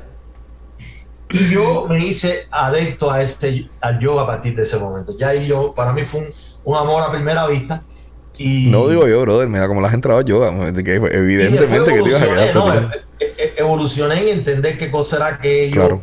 en practicarlo de una manera un poquito más rigurosa, no solo a partir de esta cosa sensual y hedonista Exacto. y Exacto. lúdica y sexista, ¿no? Porque también yo me metí en esa clase vacilando a todas las mujeres Sí, bellas no, que hay. claro, por supuesto. Tú estabas Y concentrado además en se todo suda, menos... se suda que uno parece que es una cascada, es una limpia energética. Wow, yo he hecho yoga, o sea, yoga en normal, o sea, en la sala de mi casa y gracias a una amiga nuestra, Mika, que es profesora de yoga y nos ponía a todos ahí a los 6 apagados. Yo decía que los vecinos pensarían que nosotros estábamos locos porque poníamos ahí la luz tenue, poníamos un poco de música y Mika nos enseñaba, pero lo hicimos durante unos meses consecutivos y luego no lo hicimos más, pero es increíble el cambio que uno siente en el cuerpo cuando lo está haciendo. O sea, al momento, cuando llevas ya varias sesiones, empiezas a sentirte mucho más ligero, mucho más flexible, respiras mejor. Es increíble los beneficios que tiene. Y yo descubrí, por ejemplo, en todo eso asana y en toda esa meditación, por qué es que yoga significa reunión, ¿no? Porque uno vuelve a reunirse con lo numérico, con lo mistérico, con el resto del universo, se disuelve, se diluye, abandona esta postura del ego, de la atalaya, de la defensa, de la personalidad, de la pose, y entra en una corriente, ¿no? Algo parecido a una escala más inferior sucede cuando uno está en un proceso creativo. Uno sabe que el yo está ahí timoneando y uno sabe que... pero a la vez empiezan a pasar situaciones de otra dimensión y de otra canalización que tú percibes que ese yo llega un momento que pierde la rienda y que la cosa agarra su propio camino. Estás como una especie de piloto automático. Exacto, La gente dice que exactamente, está conectado exactamente. con la NASA o que está poseso. Exactamente. Bueno, le pasa mucho a la gente en las religiones que utilizan el tambor y las religiones sobre todo afrocubanas, que tú entras en una especie de posesión ahí de trance, ¿no? Energético. Eso también pasa en algunos modelos creativos cuando son muy intensos. Y yo tuve momentos en este libro donde eso me pasó, brother. Yo, además de tener momentos intelectuales de grandes preocupaciones que no hubiera tenido con 20 años ni con 30 años, donde ya cuando yo tenía esas, yo escribí este libro, que es Amago, que es un libro entre los 17 y los 33 años, poesía escrita en ese periodo. Y antes había escrito esta entre los 16 y los 22 años, que es un libro de cuentos. Entonces, uno va llevando como una especie de diario sin darse cuenta, ¿no? Fundo, todo esto lo podemos encontrar en Amazon. O sea, Eh, porque no, tanto en mi Amago website sí. como en el website. Ok. Es probable que sí, que en algún sitio de Amazon estén algunos. Sí, la acrobacia de salmón yo sí lo puedo confirmar, se lo digo a todos que Ese está sí. ahí, yo lo compré y me llegó inmediatamente además. Una Sí, edición muy bonita, por cierto, me gusta mucho la edición. sí, es muy Eh, bonita. Esa obra de Fariña, de José Luis Fariña, es una exacto, de maravilla. Fariñas, está preciosa, está preciosa. Sí. Eh, Airi, déjame preguntarte algo. Yo sé que te gusta hablar del presente. Si yo te digo Cuba, ahora mismo en el presente, ¿qué es lo primero que le viene a la cabeza a Ernesto Fundora? No, es un cosmos, bro, es un cosmos de cosas. Ujú. Yo no puedo reducir Cuba a una cosa. A mí eso me cuesta un trabajo. Esa gente que dice, para mí, como dijo Lichi, como Cuba es un plato de frijoles que yo me como todos los días, ¿no? Para mí Cuba es una constelación, es un universo, hermano. Y es el espejo donde me miro todos los Ujú. días, donde Ujú. me afeito y donde siempre me corto. Y en ese espejo también sonrío mucho. Fíjate qué cosa más Ujú. curiosa, ¿no? Ujú. Hay una zona de dolor, pero hay una zona de alegría muy equiparada. Yo te diría Ujú. incluso que hasta mayor alegría que dolor. Qué O sea, bien. yo estoy como me siento que me he ocupado de curarme las heridas con ese pasado y reconectado con lo mejor de ese momento y entendiendo de que eso no se paró ni se detuvo, sino que eso se vino conmigo y Claro, que eso está resonando en mí y que a donde quiera que yo voy, yo también soy ese. Además de claro. ser ya un poco mexicano, además de ser un bastante universal, porque también uno empieza a tener una experiencia de mundo y empieza a imantarse, ¿no? Contaminarse del mundo y a ver desde mucho prisma, desde un poliedro, la vida y la existencia, ¿no? Por ejemplo, este mismo libro que tú dices que es muy cubano y muy universal a la vez, Ujú. Lo y es, es sí. porque también hay una cuestión, bro, de la propia humanística que nosotros traemos, esa curiosidad intelectual y nociológica, ese increpar constante, esa revisión, ese andamiaje cultural, que también es un atavismo y que también es un saco que vamos arrastrando, Ujú. pero Ujú. que es un filtro de la información nueva también. La información nueva la pasamos por ese filtro. Te hace preguntarte la primera pregunta que se hace el primer poema de este libro, que es, ¿qué cosa es la historia? ¿Qué cosa es el bullicio insaciable de la De la historia? historia. Porque es un ruido en el sistema de la historia, como la hemos construido. No es una melodía solamente, Ujú. es un ruido entrópico que tiene momentos de orden y momentos de caos, pero que no termina por ser una orquesta perfectamente afinada. ¿Qué pasa con esa historia que no termina por producir su mejor música? Esa es la pregunta que se hace este primer poema que te voy a leer para que entiendas un poco cómo me Sí, por posiciono favor. yo. Sí, por favor. Me gusta mucho, además. Sí, porque una cosa es comentar el verso y otra cosa es que la gente escuche el verso. Exactamente, exactamente. Entonces dice el bullicio insaciable de la historia, que además es el primer poema del libro, Ujú. porque como tú sabes, este es como el hall, la antesala, La o antesala del libro. el La antesala portal, del o el libro. Exacto. El umbral, atrium. El atrium. el atrio donde uno se El para atrium. después entender el resto de la casa, ¿no? Ujú. Entonces, Ujú. aquí yo te voy a tirar las claves ya en este primer poema de todo lo que se va a venir hablando, ¿no? Entonces dice el bullicio insaciable de la historia, dice, aquí vivo más temporal que residente, con rumbo fijo a la deriva. En mi ventana, una metáfora audaz me abofetea.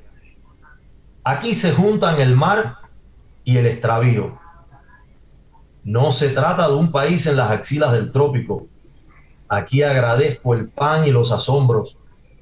Me ganó la lluvia, mis calles y mis noches. Siempre atento soy el emigrante, como un aire que pasa y no levanta el polvo. Fugitivo hallé mi suerte, huí de lo real, de su aplomado aliento. Mi refugio fue el delirio. Medrar quisiera. Vagos pronósticos vocean en mi cabeza. La consagración de lo breve, sacudirme el odio, besar antenas, bailar con el retoño que respondió al hachazo. Mis hijos gravitan como estrellas renuentes a la conformidad espermática. Cuando hablo de Dios, es del Dios perplejo o apenas de un interlocutor en plena noche. De la nube al lecho quedé anclado a una mujer. En su vientre imaginé un imperio, un jardín de versos inexactos. Bienvenida a la ventisca que borrará todo revés, pesquisa e inútil queja. Lo mejor de la trama humana aguarda solapada en la fisiología del amor. Ya sobran los hombres a caballo y no hay suficiente tierra para dar sepultura a tantos héroes y sueños descuartizados.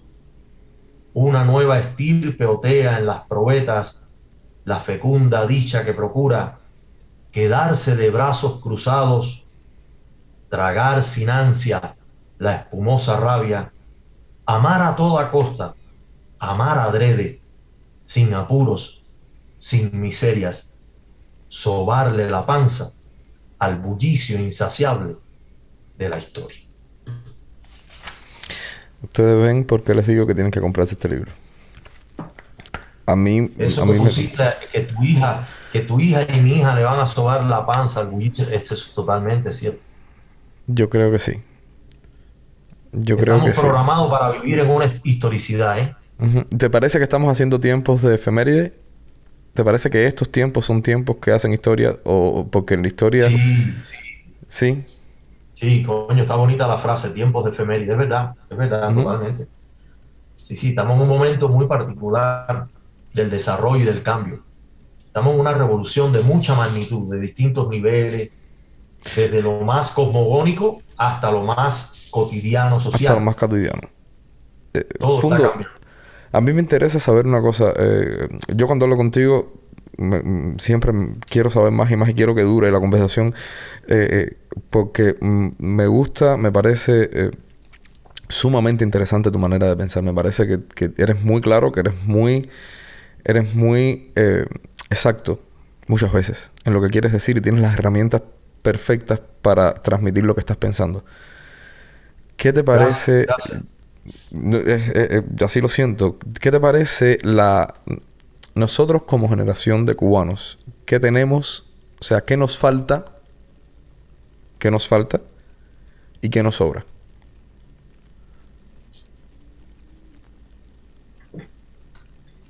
Yo le tengo un gran amor y un gran respeto a nuestra generación.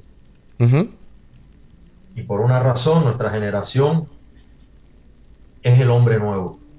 Nuestra generación es la encarnación de una utopía.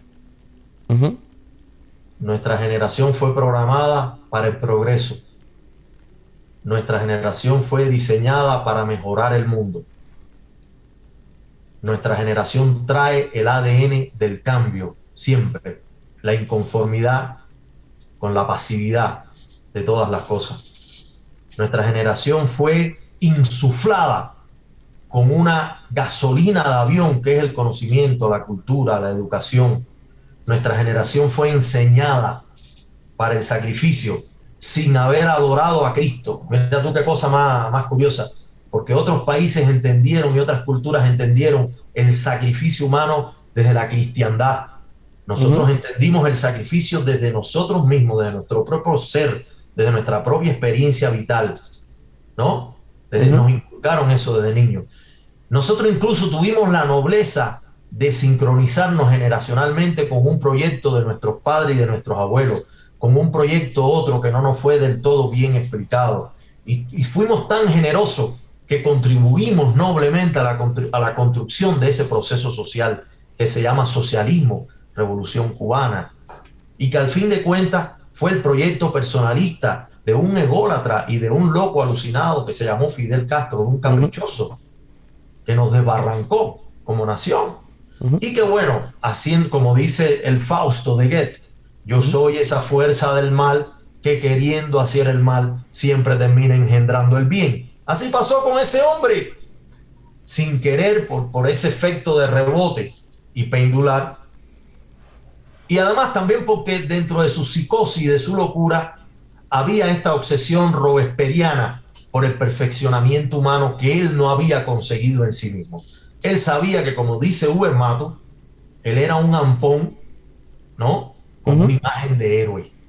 ujú. Era un ampón con imagen de héroe. Lo dice Uber Mato, que fue uno de los hombres que mejor lo conoció, porque estuvo con él en la sierra y padeció una cárcel de creo que 18 o 20 años por culpa de Fidel. Entonces nosotros nacemos en la era de ese Pericles tropical que quiere, pero que no le gusta la democracia, que le gusta el autoritarismo, el centralismo, el estadocentrismo, la dictadura, el egocentrismo, la imposición hegemónica de su proyecto, una especie de culto y de religiosidad y de acatamiento y obediencia extrañísimo, pero a la vez inyectándole una cantidad de información y una big data de rebeldía, de inconformismo, de desobediencia, de cuestionamiento, de reflexión, de revisión, de inconformidad, de autogestión y autonomía. Entonces, mira qué clase de complejidad de generación hicieron en nosotros, ¿no? Una generación que Déjame decirte que, discúlpame que te interrumpa, tú tienes una opinión mucho más positiva de nuestra generación que yo. O sea, a mí me alegra que tú pienses así y quiero, o sea, por eso quiero saberlo, porque a mí me cuesta mucho trabajo, o sea, yo me desilusiono mucho y soy muy optimista, y soy muy optimista. mira, lo puedes ver en cosas tan elementales, porque Ajá, el nacionalismo es una ajá, ajá, elementalidad de la conciencia. ajá. Nosotros somos muy patrióticos y somos muy defensores de esa nación y estamos soñando todavía en nuestro ilusionismo, en nuestra Ajá. proyección de futuridad que tenemos con Cuba, porque ese es otro don que tiene nuestra generación. Fue educada no solo por la revolución, fue educada por nuestra historia. Estamos hablando de que nuestra generación también es un producto de una mirada hacia la historia también, Sí, claro, ¿no? claro, claro. Y de nuestros padres, y de Ahí nuestros está Martí, abuelos. ahí está Maceo, ahí está La Soberanía, Sí. Varela, Luz Ujú. y Caballero, ahí están todos los grandes fundadores eh, de nuestra espiritualidad nacional, por debajo, caminando y alimentándolo todo, ¿no? Arango y Parreño, Arango y Sarco, Barreño, sí, sí, sí. después todo lo de la República, todo ese, bueno, el movimiento de la independencia, que eso está supermarcado por hombres extraordinarios. Nuestra Ujú. historia de ese siglo XIX es muy potente. Nosotros somos una nación muy joven, pero muy pujante.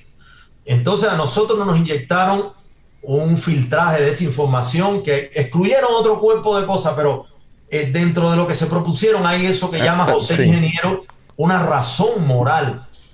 Nos hicieron una sobreconciencia de qué cosa es el bien y el mal.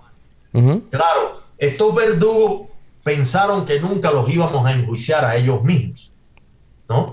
Exactamente. Que les íbamos a perdonar su tortura. Mira tú qué cosa más loca, ¿no? Que por ser los padres y los abuelos de nuestra generación y nosotros ser los hijos, nietos de Guillermo Tell, no íbamos nunca a disparar la manzana que él se tenía que poner sobre su cabeza. Esa metáfora, ¿no? De la canción de Carlos Varela, De que es uno Carlos. de los cantautores de la generación, ¿no? Ujú. Sin embargo, yo siempre escuché mucho a los cantautores de mi generación y entonces escucho a Santiago Feliu que dice, a pesar de esto que te estoy contando, dice en una canción, pero yo sé que la vida será más larga que hasta donde podamos hacerla historia.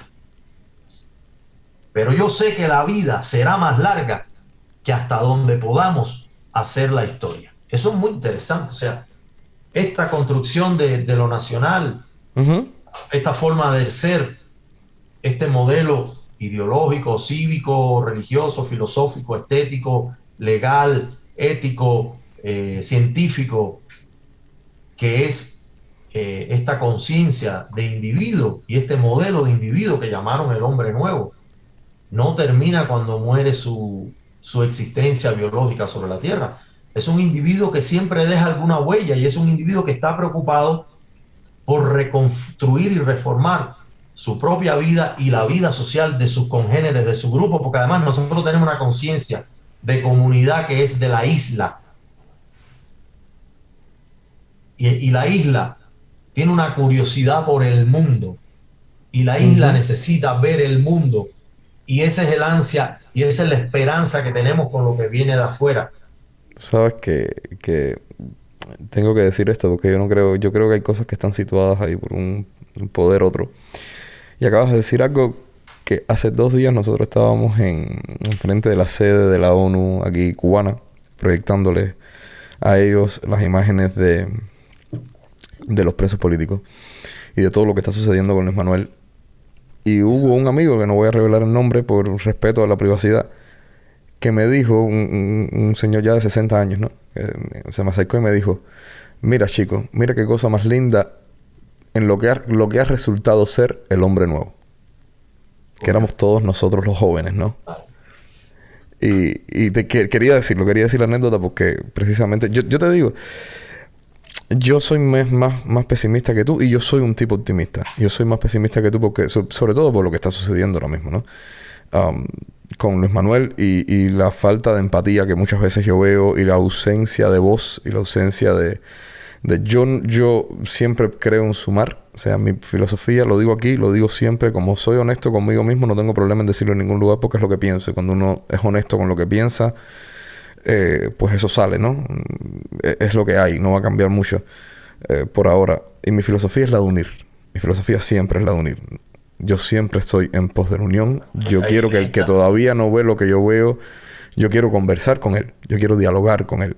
Yo quiero explicarle lo que veo yo y por qué lo veo, ¿sabes? Tú estás haciendo ostensión ahí de una nobleza de espíritu que es Pero es denotativa tan de lo doloroso, brother, es tan doloroso, ¿sabes? Porque tú decías que sí, que es verdad que muchas veces tenemos inconformidad, pero es que a mí me es doloroso saber lo que está pasando y que la gente muchas veces no sienta la empatía de que somos de la comuna, de esa comuna, de que en definitiva hay algo que nos une, seamos cubanos, estemos donde estemos, habitemos donde habitemos, tenemos códigos comunes, tenemos algo que va más allá, tenemos una historia genética que nos une, que esa tierra nos ha dado y que ese pedazo de lugar nos ha dado. Y yo creo que eso es lo que me duele, ¿sabes, Fundo? Como porque esa es la zona oscura de nuestra generación también y de otras generaciones, ¿eh?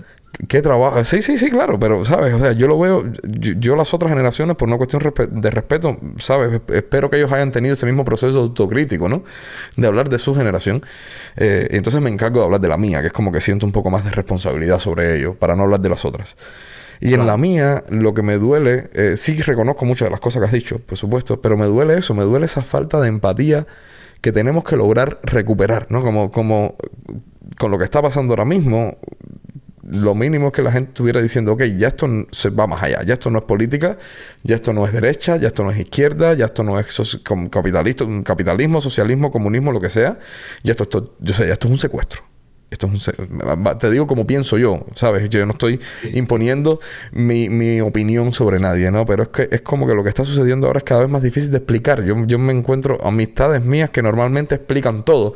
Y todo el mundo tiene ese tipo de amigo en Cuba, ¿no? Que explica todo, que a todo le busca una explicación y ahora no se lo encuentra. Y ahora me dicen: mira, bro, yo no sé qué está pasando.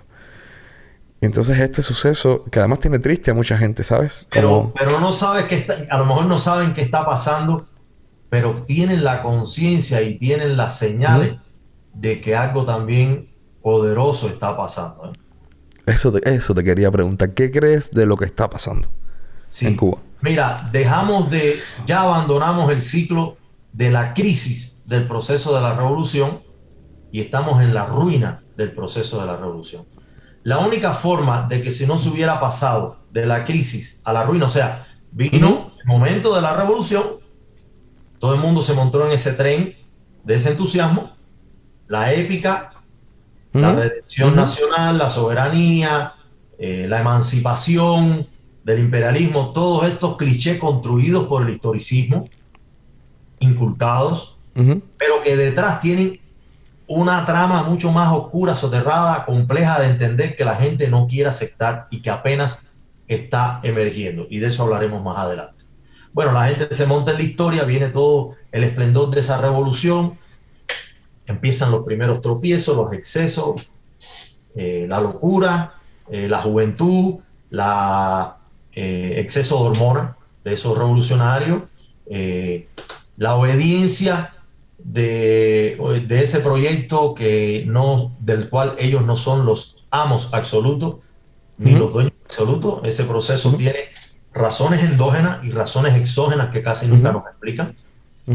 Y cuando ese tipo se trata, y cuando ese poder, cuando yo digo tipo, porque es un proceso egocéntrico de un individuo. Por supuesto, por supuesto. Es un monólogo del poder. Es un monólogo de poder, por supuesto. Es un totalitarismo total. Nos hizo sentir la sensación de que era un grupo, pero no. Eso era él con su capricho y como se dice literalmente, perdón la palabra soy, pero bueno, en la mala palabra también significa, eso es un aquí la pinga. O sea, él se sacó la pinga así, delante de la nación y dijo, aquí la pinga, todo el mundo pasa por aquí. Literalmente. Se impuso ese modelo, educó generaciones para ese modelo, trató de solventar ese modelo, administró muy mal ese modelo, cometió demasiados excesos, demasiada soberbia, demasiado priapismo, demasiado prometeico, demasiado... el machismo caribeño. Sí, demasiado ensimismamiento, demasiada soberbia. Casi un delirio. Era delirio. O sea, hay momentos en que parecía delirio, Y empezó un momento en que la gente empezó a salirse, una estampida, a abdicar, a separarse, a no creerle. Y por eso es que hay 3 millones de cubanos fuera de Cuba. O sea, porque en distintas etapas la gente se ha ido zafando de eso. Y empieza un proceso de decadencia que tiene que ver con una serie de cosas que cambian en el planeta, que tienen que ver con todo lo que pasa en Sudamérica, con los movimientos de liberación nacional y después en África, y que después pasa por Europa con la caída del mundo socialista, y que entonces viene toda esa etapa venezolana, que es una decadencia que empieza a tener como una especie de segundo aire. No te mencioné Quinquenio Gris, no te mencioné todas esas cosas que fueron exacto, eso te iba a decir. Sabes que por cierto, la UMAP, y por cierto, la guerra en Angola, en Etiopía, en Nicaragua, en El Salvador, estaríamos la noche, pero quiero hacer una salvedad primero para recomendar a todos que más adelante nos digas cómo ver el documental que realizaste sobre Lezama Lima. Me parece que es una joya ese documental, y me recuerda a una frase que dice Lezama cuando se da cuenta que no lo van a volver a insertar en el mundo editorial cubano. Y dice, todo ha sido una tomadura de pelos. Exacto. Y eso fue lo que le pasó al cubano. O sea, le tomaron el pelo. Cuando lo vi en el documental, me pareció una cosa tan simbólica. Cuando él dice, todo ha sido una tomadura de pelo. Porque pensaba, yo creo que va un hombre, ¿no? Si mal no recuerdo, y le pide unos poemas que le iban a publicar, pero que al final no se publican. Y si mal no recuerdo, él dice eso. Él dice, todo ha sido una tomadura de pelos, ¿no? Como que él hubo un momento que pensó que iba a volver a reinsentarse en el mundo cultural cubano. Y fue así. Fue como un juego. Fue como un hacerte, un prometerte, un crearte un castillo de naipes que al final se fue abajo, ¿no? Y ahora está, yo creo que en su peor estadio. En su peor estadio. Yo estoy tratando de encontrar aquí lo que iba a ser el epitafio de Lezama, que es una frase de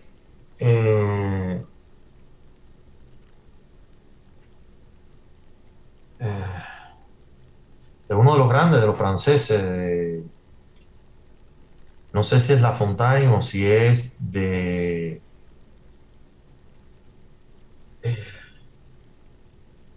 ya me acordaré.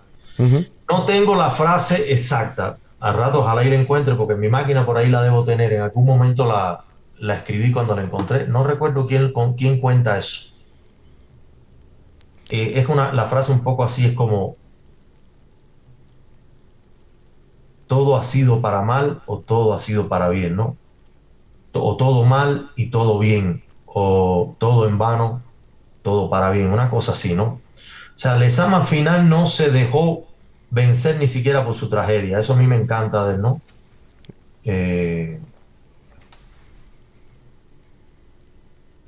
Yo creo que como dice uno de los personajes que es uno de sus discípulos, Armando Álvarez Bravo, escribió esa órbita preciosa sobre Lezama, ¿no? Sí. que publicó Casa de las Américas en la valoración crítica, Ujú. aceptó con una dignidad maravillosa su destino. Encajó su destino, dice Armando Álvarez Bravo, ¿no? Encajó su destino. Lezama tenía claro que tenía que pasar por eso y que le iba a pasar por eso, ¿no? Yo creo que ese es un signo también de nuestra isla y de muchos grandes hombres de nuestra isla que terminan en tragedia, ¿no? Terminan siempre en tragedia. Martí lo sabía, Julián del Casal lo sabía, que murió riendo. Eh, y todos nuestros grandes poetas que tuvieron una tragicidad tremenda, o sea, una cosa tremenda, ¿no? El sino que ha marcado a nuestros hombres ilustres y de sensibilidad especial. Entonces, pero, ojo, esa gente tenía un sentido de la teleología y de la futuridad, que sabían que todo eso que ellos estaban viviendo era lo que iba a engendrar un porvenir luminoso. Ese grupo de ustedes que estaba ahí, frente a las Naciones Unidas, eso es una previsualización del Lezama. Es esa futuridad cuando él dice Cuba construye sus catedrales en el futuro, ¿no? En el futuro. Él sabe que hay un emerger del espíritu nacional y que algo ahí se está moviendo a nivel de magma que va a construir otra cubanidad. ¿Te parece que ese sentimiento se replica en Luis Eso, Manuel? eso es San Isidro. En Luis Manuel y en San Isidro, en el sacrificio. Eso es San Isidro. Yo lo he conversado con Luis Manuel y con Yaneli y indirectamente en menos dimensión porque he tenido la misma cercanía con el omnipoeta, con Tania Bruguera. O sea, Wow. hay esa autoconciencia generacional de haber sido labrado, curtido y entramado para una misión y para llevar a cabo cosas importantes para el país y para la cultura y para la nación, de esa cosa particular, de ese paréntesis que se llama Cuba, que no por gusto es una isla, esa excepcionalidad sí tenemos que acabar de entenderla, procesarla y, y aceptarla, porque hay mucha gente que la cuestiona, ¿no? No, nosotros somos una excepcionalidad que tiene que aprender a sincronizarse y que tiene que entender otros procesos, dialogar y diluirse con otros procesos, pero sin necesidad de desaparecer como una singularidad, ¿no? Lo cubano debe ser protegido, custodiado, mejorado, debe ser exaltado, debe ser celebrado, recargado. Necesitamos un cubano recargado, ¿no? Y esa parte oscura de la que tú hablabas, que es ese tipo de cubano que mete la cabeza bajo tierra como un avestruz, que cuando hay una injusticia mira para el lado, que cuando puede opinar hace silencio, que cuando no siente miedo, siente debilidad y entonces no se convence de que su desobediencia es necesaria y útil para el porvenir de todos y de sus hijos. Ese cubano miserable que está cuidando un beneficio, un usufructo, un privilegio personal, ese cubano que puede ser incluso gente luminosa. ¿Cuántos artistas sí. en Cuba, Pero además te digo, de nuestra generación, que están haciendo silencio, que no se están comprometiendo con lo que está pasando, que están mirando por otro lado, que tú ves incluso sus redes sociales y pareciera que el mundo de adentro no está aconteciendo, que están viviendo en una burbuja? Cuánto egoísmo, ¿no? En ese tipo de cubanos. Esa es la parte oscura. Sí, y te digo más, a mí me duele, yo no lo cuestiono, yo intento no cuestionar, yo creo que todo el mundo tiene su proceso de despertar de esa cosa macabra, ¿no? Y que hay gente que por desgracia está despierta y calla, y ese es el que más me duele. Pero hay muchos que no, hay muchos que todavía tienen que despertar. Entonces yo no cuestiono como personalmente el despertar o no de la persona, ¿no? De lo que está sucediendo ahí, pero sí me duele. Sí, o sea, sí me duele porque sí sé que hay mucha gente despierta y que elige no hablar. Y que elige no hablar y que tiene una voz y que tiene un voto y que tiene un poder en la palabra y no lo ejerce sabiendo que es una cuestión de humanidad. Y es lo que más me lacera, ¿sabes? Y lo que más, a la misma vez, pero es curioso porque me lacera, pero me estimula. Tomás, hay mucha cobardía también. Y hay mucha cobardía también. Pero bueno, nada. Y te voy a decir más. Hay hasta si uno lo mira con sangre fría, hay hasta cierta sabiduría. Y te voy a explicar. El cubano también ya tiene un acervo, una acumulación de experiencias anteriores históricas de lo que implica un sacrificio de entregar la vida. ¿Cuántos hombres importantes no entregaron la vida? Y al final uno saca la cuenta y dice, ¿Para qué? pareciera que para nada, ¿no? Tanto para nada, ¿no? Es un poco la Claro. frase del... Lo de que este pasa es que, pibe. lo que pasa es que ahora mismo en este momento, mi hermano, lo que más me sucede, por lo que más yo pienso, siempre es que no puedo dejar que el derrotismo me pueda, ¿sabes? Y es un pensamiento, lo que estás diciendo tiene todo el sentido, es verdad, que muchas veces tú dices, bueno, todas estas generaciones de cubanos que han luchado desde el 68 y después la gente, o sea, que ha ido reciclándose, ¿no? Y que ha ido rejuveneciéndose y que ha ido intentando luchar por una soberanía, por una independencia. Al final mira el resultado del último proceso social, ¿no? Pero a la misma vez me parece que es como que no puedo dejarme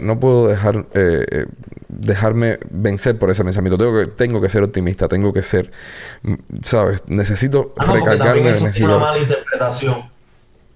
Sí. Acuérdate que a nosotros no, por no venirnos la cosa del sacrificio del Ujú. cristianismo, y nos viene por otro lado, ese sacrificio ha sido manipulado y nadie quiere poner en muerto. Aquí todo el mundo quiere que Sí. esto cambie. Aquí todo el Así mundo quiere mismo es. regresar a una Así Cuba mismo es. próspera, Así de mismo es. igualdad de oportunidades, de equidades, de un Estado de Derecho, con una prosperidad que se parezca un poco a algo democrático o Ujú, ujú, socialdemócrata. ujú. Todo el mundo quiere ese futuro, todo el mundo lo tiene en su mente y todo En el su mundo se mente ve ideal, exacto. viviendo una calidad de vida que Cuba puede tener, porque claro que la podemos tener, Ujú. pero aquí nada, pero muy poca gente está dispuesta a dar el paso del sacrificio porque sabe que eso implica. Entonces aparece un tipo como Luis Manuel Otero Alcántara, que está dispuesto a morir en nombre de un ideal, como estuvieron otros héroes, Ujú. como Mambice, como muchos incluso de la misma revolución del 59, como un Ubermato, que estuvo Ujú, dispuesto a ujú, morir por ese ujú, ujú, ideal. ujú. No. Y entonces eso conmociona a la nación, porque la nación, después de todas esas decadencias y de ir para allá y para acá, y de pequeños updates que este loco le iba haciendo, que se yo, nunca Ujú, ujú. logró salir de la caída. Y siempre fue una pendiente para abajo y ya chocó con el piso y entonces está rebotando. Por eso de esa ruina está empezando a emerger toda esta reconfiguración o desconfiguración, donde hasta en la propia ingenuidad de ustedes de ir a protestar a las Naciones Unidas creyendo que una institución o entidad multinacional que sabemos que pertenece a Exacto, las exacto, oligarquías financieras mundiales, que son los que llevan las riendas exacto. del destino de la humanidad, Ujú, ujú. vayan a hacernos caso. Si esa revolución es prácticamente un resultado de una estrategia, de una operación secreta de esa ONU, de esas Naciones Unidas, de esa CIA, Exactamente, exactamente, de ese exactamente. Consejo de Estado, Exactamente, de exactamente. esa CFR, de toda esa institucionalidad democrática que lo que ha hecho es protegerla, ampararla, justificarla, Increíble, pasarle increíble, la mano, perdonarla, increíble. torearla. Y no acaba de... Por eso es que, mira, lo peor que nos está pasando como país, esto que te voy a decir es tremebundo, es lo más tremebundo que te voy a decir, Ujú, esta reflexión de revisión de lo nacional. Lo peor que nos está pasando como país y como nación es que nuestro destino no está en nuestras manos. De ninguno de los bandos que conforman los cubanos, ni el poder de adentro, ni el poder de afuera en el exilio, ni la sociedad civil diseminada por el ujú. planeta, ni la sociedad civil de adentro. El destino de Cuba depende de las élites y las oligarquías financieras que gobiernan Estados Unidos e Inglaterra. Así te lo digo. Y mientras ellos estén en ese juego y tengan esa ecuación montada que nos han montado por 64 Ujú, años, tal vez por más, porque Batista es un resultado de esas operaciones también. ujú, Eso, ya todo eso está saliendo para afuera. La historia de Cuba no la han contado bien. ujú. Entonces, uno de los papeles que tiene nuestra generación es empezar a revisar esa historia, de ver quién se le ocurrió ese proyecto. Sí, la República era un disparate y tenía errores, señores, pero no era el desastre que es este No, no, proceso. no, por supuesto, por favor, claro, claro, claro. Era otro tipo de desastre, pero ya en este no Exacto. hay ni Pero pan en la mesa, no, no, ya no, no, en no, este no es hay que era ni un agua en desastre de la casa, información, es que la ya en este República... te están cortando la luz, no Claro, no, tenemos no, no, no, no, azúcar, no no, por producimos supuesto, por nada. supuesto. No, no, no, Hemos no, caído no. en manos de una mafia improductiva, Ujú, porque esa ujú. mafia de la República, coño, repartió un poco mejor. Qué cosa más loca. No eran ni socialistas, o tal vez sabes si lo eran, o eran totalmente un cóctel de... Porque si tú ves esa república con las distintas etapas, fue un Ujú. tránsito de una cosa a otra, y cada presidente y cada modelo de gobierno llevó la ira. Y entonces ya tú no empiezas a entender nada cuando un sargento da un golpe de Estado. Exacto. Bueno, los golpes de Estado lo dan los coroneles. ¿Y este sargento dónde vino a dar un golpe de Estado? Eso lo dicen eso Chamín, ¿no? Hay una, En, mi abuela, que a mí me parece una persona muy sabia y muy estudiadora, muy cubana y muy estudiadora de Cuba, siempre me dice, Lo que pasa es que nos quitaron la república cuando aún estaba en pañales.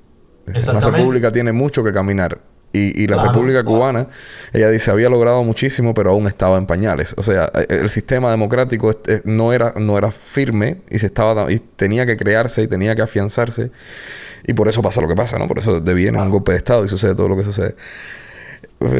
Fundo, yo siempre hago dos preguntas en mis entrevistas. A ti te voy a hacer una sola. Te explico por qué. Porque la primera que yo siempre hago es cómo convive mi invitado con su cubanía. Y a mí me parece que por primera vez... toda nuestra entrevista ha sido eso. Claro. Casi que ha sido un paseo, ¿sabes? Me has dado un paseo sobre cómo convive Ernesto Fundora con su arte, con su presente y con su cubanía. Entonces te voy a pedir la segunda. Y es que despidas tú el programa, hablándole a los cubanos, hablándole a los oyentes a los cubanos, a los oyentes de Orbitando, a nuestra audiencia que nos escucha cada 15 días. Y yo quiero que la última voz que tengan en este programa tan espectacular que me has regalado y que nos has regalado a todos sea la tuya. Entonces, antes de dejarte hablarles y antes de dejarte darles el mensaje que le quieras dar en estos momentos tan peculiares, además, porque lo que está sucediendo, como te dije, en estos momentos de efemérides también está con una cosa mundial, ¿no? Que es la pandemia y es todo esto que está sucediendo con el COVID y tal. Entonces, antes de darte el micrófono a ti por última vez, quiero agradecerte este tiempo, porque es muy placentero cuando uno tiene la comodidad de hablar con un amigo honestamente. Y la honestidad yo siempre la aplaudo, brother. Yo creo que mi idea de lo que yo quiero para Cuba, en esta ingenuidad optimista de pensar que voy a poder vivir una Cuba distinta, y eso no se me quita de la cabeza, siempre lo voy a tener, o por lo menos voy a intentar tenerlo, es ser honesto. Es que premie la honestidad. Porque en la honestidad está la diversidad. Porque somos distintos. Porque todos somos distintos. Y si logramos tener un lenguaje honesto, lo diverso aflora y aprendemos a vivir con eso. Yo creo que estamos además en un proceso de aprender a convivir con la honestidad individual de todo el mundo. Entonces, muchas gracias por esta entrevista. Muchas gracias por tu arte. Esta va a ser la primera de muchas. O sea, ya Orbitando es tu casa, ya lo sabes. Que tienes la puerta abierta a sentarte y conversar con nosotros cuando quieras todo lo que esté sucediendo contigo. Y te dejo a ti con el micrófono para que te despidas entonces de nuestra audiencia. Le voy a hablar a dos tipos de cubanos. Uh-huh. Le voy a hablar al cubano que ha provocado este capítulo estrambótico en la historia nacional y que está aferrado al poder, uh-huh, y que nos está llevando sin mucha lógica hacia el barranco. Estamos en un momento de fragilidad tremendo como nación, donde puede pasar cualquier cosa. Lo más espeluznante puede pasar. De una situación así de tanta tragicidad y de tanta fragilidad, se pueden aprovechar todas las distintas poderes, mafias, grupos élites, países. De esto se puede aprovechar todo el mundo. Y ellos están abriendo un camino de mayor peligrosidad también. Como lo está haciendo China queriendo comprar nuestros bonos de deuda, ¿no? En ese sentido, ¿no? Y le voy a decir algo, les voy a preguntar algo. ¿De verdad creen ustedes que si cuando tuvieron a 7, 6, 8 millones, 9 millones obnubilados, anestesiados, enamorados, seducidos, hechizados, empujando un proyecto, ustedes no lo lograron? Si ni en esa época, con el concurso completo de la nación, ustedes lograron hacer de Cuba Japón, que era lo que tenían que haber logrado, haber hecho verdaderamente un imperio en el Caribe, porque tenían todas las cartas para hacerlo. De verdad, si no lo lograron con ese empuje orgánico de la historia, la benevolencia del destino, la anuencia de los dioses que tuvieron en las 2 primeras décadas, ¿ustedes creen que ahora, con la soledad que están experimentando del poder, con la lejanía y el divorcio que tienen con la sociedad civil y con el pueblo, con el caos y el desorden administrativo en el que están metidos, con la entropía económica, ideológica, moral que tienen, ustedes creen que van a llevar esto a algún sitio? Ustedes están maldecidos por el desastre. y ustedes tienen que tomar la puerta de salida. Ustedes son, para todos nosotros, tigres acorralados. Y yo voy a hablar personalmente. Yo a ustedes no les tengo miedo. Yo a ustedes les tengo terror. Yo sé de lo que ustedes son capaces. Y yo estoy preparándome y estoy hablando con todos mis amigos y con todos los que pensamos parecidos, que sepamos que estamos confrontando e intentando acarrear a un grupo de poder que es extremadamente peligroso. Lo sabemos. Pero nosotros no vamos a cejar en nuestro propósito ni en nuestra responsabilidad frente a la historia, frente a un pueblo, a una tradición, a una cultura y a nuestro papel que tenemos que jugar en nuestro tiempo. Nos toca reconstruir ese país. Entonces nunca van a tener nuestra solidaridad. Lo más que van a tener de nosotros es una puerta de salida de emergencia. Le estamos dando la última oportunidad de que se escapen por una puerta de salida de emergencia. Lo otro que viene después es lo que pasó en la Revolución Francesa, lo que pasa en las grandes revoluciones, y que la van a insuflar. ¿A quién va a aprovechar esta postura de ustedes para que allí corra la sangre y a raudales? Y ustedes van a estar contra el paredón, porque ustedes no han querido sentarse a negociar. Ustedes han malinterpretado nuestra condescendencia amorosa, cívica y ultra espiritualizada de no querer un sacrificio y de no querer una confrontación sangrienta. La han malinterpretado con debilidad. Y nosotros lo que estamos teniendo con ustedes es un acto superior de compasión, de entenderlos como abuelos desgraciados de la nación que son, y enfermos, porque ustedes están psiquiátricos, de que tomen la puerta de salida. Ustedes son millonarios, váyanse a vivir a donde quieran irse. Cómprense islas por ahí, cómprense castillos en lugares donde sean búnker, donde sean inalcanzables, donde no los mencionemos nunca. Podemos incluso hasta construir una estrategia de olvido, de olvidar todo lo que ustedes le han hecho a un país y a una nación. Pero acaben de irse, porque lo que viene después, ojalá yo esté equivocado, va a ser muy desastroso. Y entonces el odio, la ira incontrolada de ese rebaño lo va a perseguir hasta sus tataranietos, porque así suele suceder cuando se maltrata y se pisa como una cucaracha a un pueblo como ustedes han pisado al pueblo cubano. Eso es lo que les tengo que decir a ese poder. Al otro cubano, de todas partes, de toda ideología, de todo credo, de toda religiosidad, si nosotros nacimos allí, como dice Eliseo Diego, no ha sido por gusto. Es para dar testimonio de una misión como cubanos que tenemos. Y tenemos que sacar de nosotros, como nos enseñó nuestro apóstol, nuestro santo José Martí, dónde está lo mejor de los cubanos. Tenemos el mapa, tenemos la mejor de las brújulas. Tuvimos un Martí que no tuvo ningún país de América. Martí es un Buda, Martí es un Cristo, Martí es un Krishna, Martí es un avatar enviado de otro mundo a iluminarnos. Tenemos esa ventaja.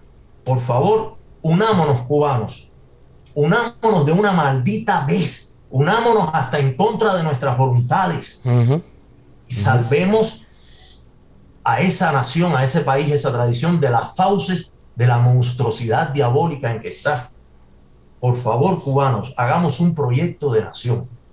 Concentrémonos, enfoquémonos desde la razón, desde la inteligencia, desde la moderación, desde la capacidad del diálogo, esa capacidad que nos enseñó el arquetipo platónico de la conversación y que está en Jesús también con sus discípulos en la última cena y que está en su discurso de la montaña.